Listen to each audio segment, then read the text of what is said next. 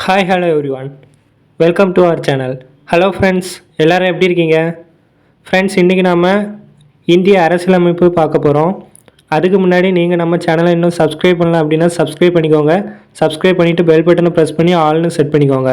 உங்கள் ஃப்ரெண்ட்ஸுக்கும் இந்த வீடியோவை ஷேர் பண்ணுங்கள். ஃபஸ்ட்டு கொஸ்டின் பாருங்கள். முதல் மாநகராட்சி சென்னை மாகாணத்தில் எப்போது தொடங்கப்பட்டது? 1688, 1788, 1888, 1988. முதல் சென்னை மாநகராட்சி 1688 தொடங்கப்பட்டது. அடுத்த கொஸ்டின், இந்தியாவில் பஞ்சாயத்து ராஜ் முறையை கொண்டு வந்ததின் முக்கியமான நோக்கம் என்ன? அரசியலில் குற்றவாளிகளை தடுப்பதற்கு, கிராமப்புற வளர்ச்சிக்கு, அரசியல் அதிகாரத்தை பரவலாக்கம் செய்ய, அரசியல் செலவை குறைக்க. இந்தியாவில் பஞ்சாயத்து ராஜ் முறையை கொண்டு வந்ததன் முக்கியமான நோக்கம் அரசியல் அதிகாரத்தை பரவலாக்கம் செய்ய. அடுத்தது பாருங்கள். கண்டோன்மெண்ட் வாரியத்தை பற்றி கீழ்கண்டவற்றுள் எவை சரி? இராணுவம் வரையறுக்கப்பட்ட இவ்விடத்தில் நிரந்தரமாக நிறுத்தப்பட்டிருக்கும். பாதுகாப்பு அமைச்சகத்தின் கட்டுப்பாட்டின் கீழ் இது செயல்புரிவதில்லை. இவை 3 வகைகளாக பிரிக்கப்பட்டுள்ளது. கண்டோன்மெண்ட் வாரியத்தை பற்றி கீழ்கண்டவற்றுள் எது சரின்னா, ஃபஸ்ட்டு இது சரி. இராணுவம் வரையறுக்கப்பட்ட இவ்விடத்தில் நிரந்தரமாக நிறுத்தப்பட்டிருக்கும், அது சரி. அடுத்த கொஸ்டின் பொறுத்துக. பஞ்சாயத்து ராஜ் பற்றிய குழுக்களை அதன் தலைவர்களுடன் பொறுத்துக. பஞ்சாயத்து குழு தலைவர். ஃபஸ்ட்டு பஞ்சாயத்து ராஜ் தேர்தல், கே. சந்தானம். அடுத்து பஞ்சாயத்து ராஜ் பயிற்சி மையங்கள், ஜி. ராமச்சந்திரன். அடுத்து சமுதாய மேம்பாடும் பஞ்சாயத்து ராஜும், திருமதி தயா சௌபே. அடுத்தது பஞ்சாயத்து ராஜின் புள்ளியியல் பகுப்பாய்தல், வி.ஆர். ராவ். அடுத்த கொஸ்டின், கிராமப்புற மற்றும் நகர்ப்புற உள்ளாட்சி தேர்தல் யாரால் நடத்தப்பட்டு கண்காணிக்கப்படுகிறது? இந்திய தேர்தல் ஆணையம், மாநில தேர்தல் ஆணையம், மாவட்ட ஆட்சியர், மாவட்ட நீதிபதி, திரும்பும் அதிகாரி. மாநில தேர்தல் ஆணையம். அடுத்த கொஸ்டின், மாவட்ட கிராம மேம்பாட்டு முகமையின் தலைவர் யார்? கடன் திட்ட அலுவலர், ஊரக தொழில் சாலைகள் அலுவலர், மாவட்ட ஆட்சியர், கூடுதல் ஆட்சியர். மாவட்ட கிராம மேம்பாட்டு முகமையின் தலைவர் மாவட்ட ஆட்சியர். அடுத்தது கூச்சுகளை கவனிக்க அசோக் மேத்தா குழு, எல்.எம். சிங்வி குழு, பல்வந்த் ராய் மேத்தா குழு.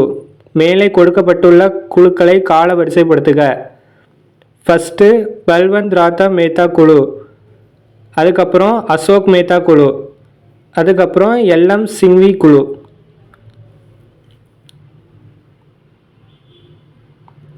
அடுத்த கொஸ்டின், உள்ளாட்சி அமைப்புகளுக்கு தேர்தல் நடத்தும் அமைப்பு டேஸ் ஆகும். உள்ளாட்சி அமைப்புகளுக்கு தேசிய தேர்தல் ஆணையம், மாநில தேர்தல் ஆணையம், உள்ளாட்சி அமைப்புகள், அரசாங்கம். மாநில தேர்தல் ஆணையம் சரி. அடுத்த கொஸ்டின், பஞ்சாயத்து முறையை முதலில் நடைமுறைப்படுத்திய மாநிலம்? மகாராஷ்டிரம், ராஜஸ்தான், பீகார், கேரளா. பஞ்சாயத்து முறையை முதலில் நடைமுறைப்படுத்திய மாநிலம் ராஜஸ்தான். அடுத்த கொஸ்டின்,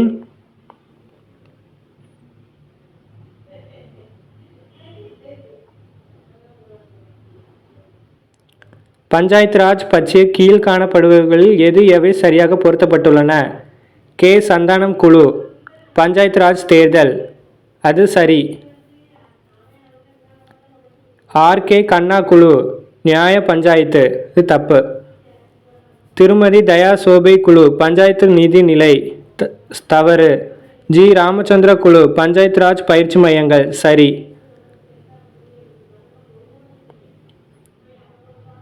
அடுத்த கொஸ்டின்,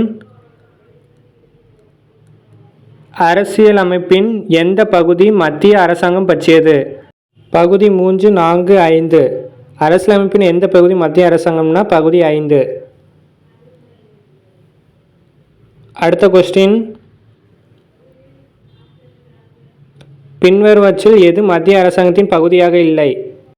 குடியரசுத் தலைவர், துணை குடியரசுத் தலைவர், இந்தியாவின் அட்டர்னி ஜெனரல், மத்திய அரசு பணியாளர் தேர்வாணையத்தின் தலைவர். எது மத்திய அரசாங்கத்தின் பகுதியாக இல்லை? சரியானது மத்திய அரசு பணியாளர் தேர்வாணையத்தின் தலைவர். அடுத்து பின்வருவற்றில் எது ஜனாதிபதி தேர்தலில் பங்கேற்காது? ஜனாதிபதி தேர்தலில் பங்கேற்காது கேட்டிருக்காங்க.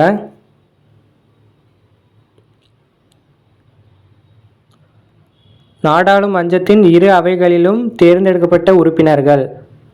இது தவறு. இவங்க பங்கேற்பாங்க. லோக்சபா, ராஜ்யசபா உறுப்பினர்கள்.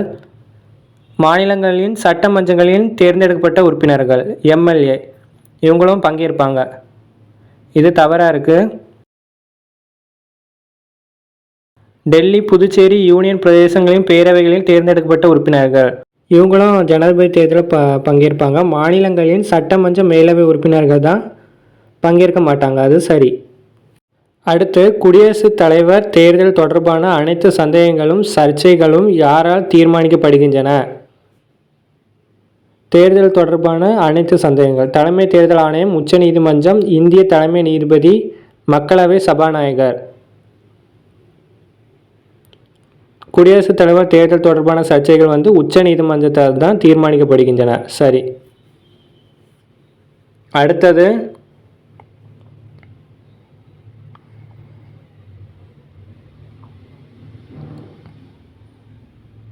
பின்வருவற்றில் எது ஜனாதிபதியாக தேர்ந்தெடுக்கப்படுவதற்கு தேவையான தகுதி அல்ல?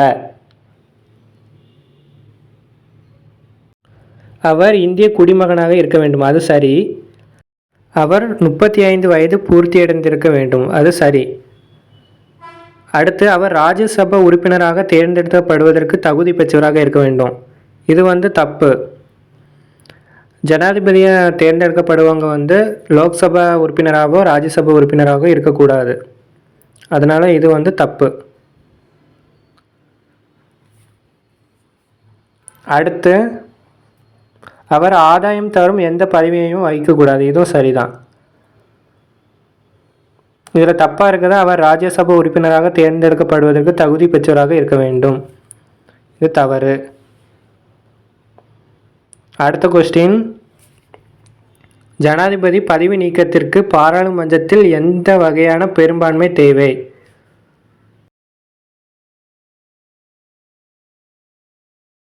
மொத்த உறுப்பினர்களில் 2/3 பங்கு பெரும்பான்மை வேணும். அதுதான் சரி.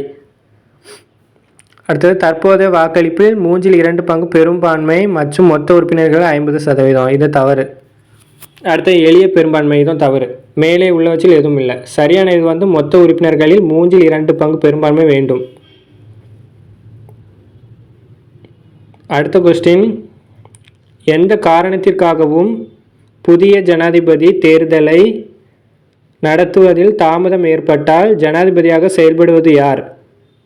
அதாவது, தேர்தல் நடத்த தாமதம் ஏற்பட்டால் ஜனாதிபதியாக யார் செயல்படுவார்? இந்திய தலைமை நீதிபதி, துணை ஜனாதிபதி, பதவி விலகும் ஜனாதிபதி, தொடர்ந்து பதவி வகிக்கிறார் பிரதமர். தாமதம் ஏற்பட்டுச்சுன்னா ஜனாதிபதியாக பதவி விலகும் ஜனாதிபதி தொடர்ந்து பதவி வகிக்கிறார். அதான் சரி. அடுத்தது, பின்வரும் வீட்டோவில் எது இந்திய ஜனாதிபதியால் வழங்கப்படவில்லை? முழுமையான வீட்டோ, தகுதியான veto, suspensive veto, packet veto. ஜனாதிபதியால் வழங்கப்படாதது தகுதியான வீட்டோ. அடுத்து,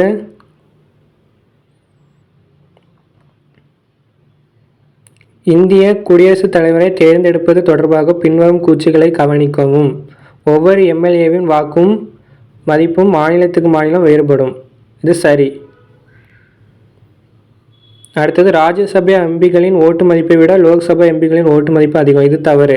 ராஜ்யசபா எம்பினாலும் லோக்சபா எம்பினாலும் அவங்களோட ஓட்டோட மதிப்பு ஒரே மதிப்பு தான். அடுத்து, பின்வரும் எந்த பிரிவில் இந்திய குடியரசுத் தலைவரை பதவி நீக்க நடவடிக்கையின் மூலம் நீக்குவதற்கான நடைமுறையை வகுக்கப்பட்டுள்ளது? பிரிவு 53, பிரிவு 61, பிரிவு 74, பிரிவு 13. இந்திய குடியரசுத் தலைவரை பதவி நீக்க நடவடிக்கையின் மூலம் நீக்குவதற்கான நடைமுறை 61. அடுத்து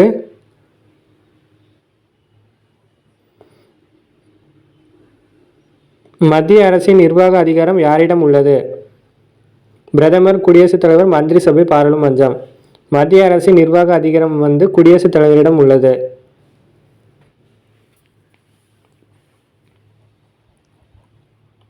அடுத்த கொஸ்டின்,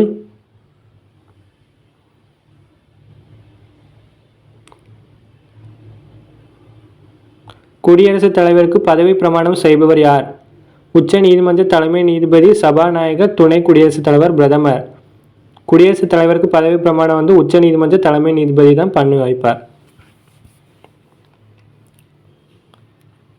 அடுத்தது, இந்திய குடியரசுத் தலைவர் பதவி நீக்கத்திற்கு எத்தனை நாட்களுக்கு முன் அறிவிப்பு தேவைப்படுகிறது? 7, 14, 21, 30.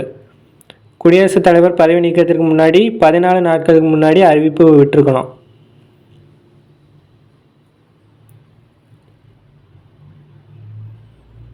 அடுத்தது, குடியரசுத் தலைவர் தனது ராஜினாமா கடிதத்தை யாரிடம் சமர்ப்பிக்க வேண்டும்? உச்ச நீதிமன்ற தலைமை நீதிபதி, சபாநாயகர், துணை குடியரசுத் தலைவர், பிரதமர்.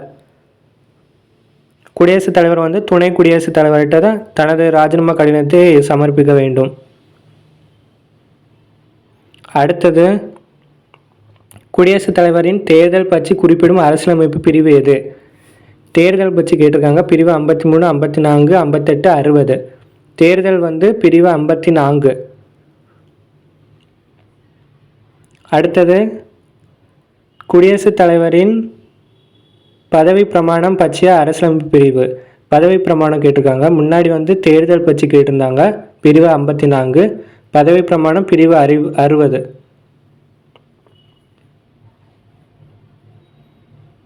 அடுத்தது,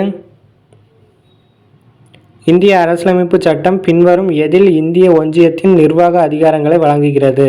பிரதமர், ஜனாதிபதி, மந்திரி சபை, பாராளுமன்றம். ஒன்றிய நிர்வாக அதிகாரங்களை இந்திய அரசியலமைப்பு சட்டம் ஜனாதிபதிக்கு வழங்குகிறது. அடுத்த கொஸ்டின், பின்வரும் அறிக்கைகளை கவனியுங்கள். அரசியலமைப்பை மீறியதுக்காக ஜனாதிபதி ஒருவரை பதவி நீக்கம் செய்யும் போது நாடாளுமன்றத்தின் இரு அவைகளாகும் எந்த மாற்றத்தையும் விரும்ப முடியாது. அந்த அவை மொத்த உறுப்பினர்களின் எண்ணிக்கையில் 4/1 குறையாமல் எழுத்துப்பூர்வமாக கையொப்பமிட்ட 7 நாள் அறிவிப்புக்கு பிறகு முன்மொழிவு அடங்கிய தீர்மானம் நகர்த்தப்படுகிறது. அது தவறு. அந்த அவை மொத்த உறுப்பினர்களின் எண்ணிக்கையில் 3/2 குறையாத பெரும்பான்மையால் தீர்மானம் நிறைவேற்றப்படுகிறது. இது சரி. அதனால் 2 மட்டும் சரி. அடுத்தது, அரசியலமைப்பை மீறியதன் அடிப்படையில் ஜனாதிபதியை பதவி நீக்கம் செய்யும் அதிகாரம் யாருக்கு உள்ளது? பாராளுமன்றத்தின் இரு அவைகள். அதான் சரி. அரசியலமைப்பின் மீறியதன் அடிப்படையில் ஜனாதிபதியை பதவி நீக்கம் செய்யணும்னா பாராளுமன்றத்தின் இரு அவைகளால் தான் முடியும். அது சரி.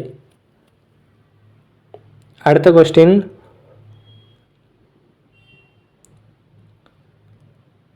பின்வரும் அறிக்கைகளை கவனியுங்கள். இந்திய குடியரசுத் தலைவர் 5 ஆண்டு பதவிக்காலம் முடிந்ததும் பதவி விலகும் குடியரசுத் தலைவர் அடுத்த குடியரசுத் தலைவர் பதவி வரும் வரை தொடர்ந்து பதவியில் இருக்க வேண்டும். அது சரி.